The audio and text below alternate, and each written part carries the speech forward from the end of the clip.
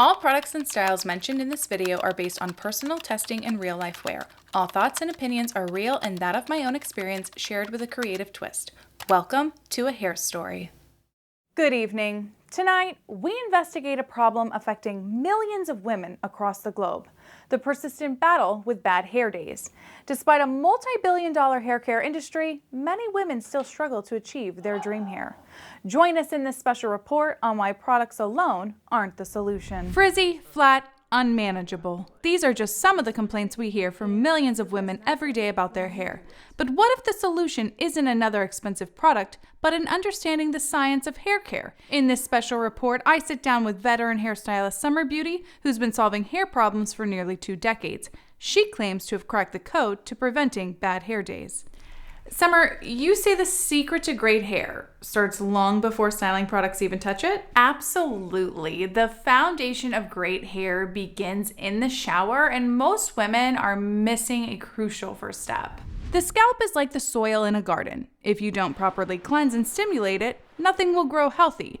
When you shampoo, you need to really focus on scrubbing your scalp. But why is scalp health so crucial? Product buildup, dead skin cells, and excess oil can clog hair follicles, leading to weaker, limper hair. Proper scalp stimulation also increases blood flow, which delivers essential nutrients to the hair follicles. How does someone know how well or not well they're scrubbing their scalp? You always want to make sure you're using your actual finger pads to wash your scalp, never the palms of your hands. Your fingers are going to work the shampoo into your scalp more to remove dirt and product buildup, where the palms of your hands are not going to be as vigorous in the cleaning. And if you want to treat yourself to a more luxurious experience, using a scalp massager works great as well. They really get in a touch more than fingertips, and they feel lovely as well. Summer says the next step is choosing the right products for your specific hair type.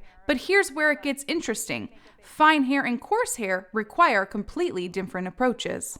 For fine hair, we want lightweight volumizing products. I recommend mousses or a lightweight volumizing spray at the roots. In fine hair that's looking for a smoother look or to fight frizz, in place of volume styling products, you'd want to opt for a product like Ouai's Anti-Frizz Cream. This is going to fight frizz while offering heat protection, and it gives a bit of smoothness without weighing down the hair. For those with fine hair seeking volume, Summer recommends always using a volume shampoo, as it's going to prep your hair best for styling.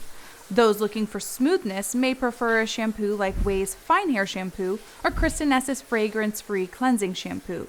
These are both lightweight, that they won't weigh your hair down. Regardless of the brand, the important thing to remember is properly scrubbing the scalp, as a dirty scalp won't allow your hair to style how you intend. Follow your shampoo with a lightweight conditioner applied only from mid-shaft to ends. Then you'll apply your styling products. Now, for coarse hair, we're focusing on smoothing and control. Here we want richer products with ingredients like argan oil or keratin, products that are meant to tame and smooth out frizz. If coarse hair uses lightweight products, they aren't going to be heavy enough to get the job done. An all-time favorite product I love to use in salon is Moroccan Oil Smoothing Lotion. It's heavily concentrated, so the product lasts a very long time. And in a recent product comparison video, John Frieda's Frizzies, I found to work great as well. If viewers want to see how to determine their hair type, my previous video goes into great detail on how they can achieve that. What do you say, though, to viewers that are already using these products and they aren't seeing the results they want? That's a comment I hear far too often. A lot of the time, it's the misuse of the product, using either too little or too much, or just slapping it all into one section of the hair. I always say it's best to apply smaller amounts at a time, but to several sections. That way you're really working the product into the hair more, allowing it to evenly coat the hair, meaning you're going to get the most out of the product. Summer also shared with me what it is most people don't realize. It's not just about the products. The most critical step is actually day one of styling. She says this is where most women go wrong, rushing through the initial styling process. For those wanting volume, you want to use the brush to create tension and lift at the root while blow drying. This helps to give volume, especially in fine hair, that's needed here at the roots as it's already flat on its own. Large Velcro rollers are also your best friends. They are not just for our mom's generation. They are a secret to lasting volume. These not only help increase volume at the root, but they can also help to create more bounce and bend through your hair if you have layers. A more bouncy blow dry on day 1 allows you to have more shape through day 2 as well. So even just using just a few in your top section makes a world of the difference. For those wanting a smooth look, it is all about tight tension. The brush needs to pull the hair taut and be moved in a downward direction while drying to get maximum smoothness. This sort of helps to correct, if you will, the hair's natural structure, giving you that smooth, sleek look that lasts. The most important thing when drying the hair, especially hair that is wavy and frizzy, is making sure each section is 100% dry. When moisture is left in the hair, it's gonna lose its shape faster, meaning your style is not going to hold as long. So this means that no matter how reviewed or how loved a product is, if the hair is not fully dry, it's not going to keep your hair smooth.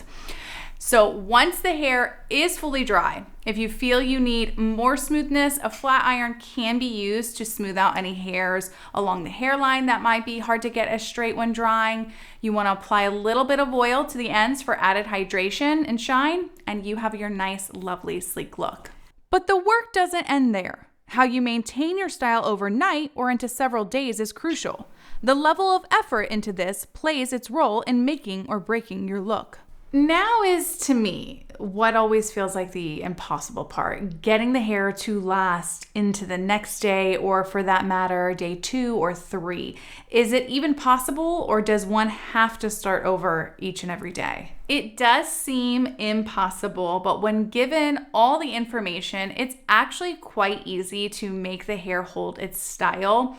The first step we should do starts in the shower. So a shower cap, of course, is a non-negotiable, but something that most people don't think about is also trying to limit the steam in your shower. The exhaust fan always needs to be on to keep better control of the moisture, and choosing to skip super hot water helps as well. This certainly doesn't mean that you need to take an ice cold shower, but somewhere just above lukewarm goes a long way to help over the hotter, maybe more relaxing temps. As we continued our conversation, I expressed the concern many women face each and every night, getting their hair to last through tossing and turning, and the desire to save time in the morning while getting ready. So the average woman gets about 8 hours at night when we're sleeping, not concerned with our hair. What's the best way to prevent the dreaded bedhead look? Women with fine hair, it's best to gather it loosely at the crown in what we call a pineapple style. This preserves volume while preventing flatness. Coarse hair can do the same, or they can create a loose twist secured in a low ponytail to maintain their smoothness. Let's address a common concern: heat styling. Many women fear damaging their hair, but isn't sometimes heat needed on second day hair? This is a large fear that has been placed on women, and sometimes it actually ends up leading to worse hair days than good. Summer says the key is not avoiding heat altogether, but using it correctly. Modern heat protectants are incredibly effective. Pair your hair with a moderate heat temperature and proper protection. It's better than fighting your natural texture day after day.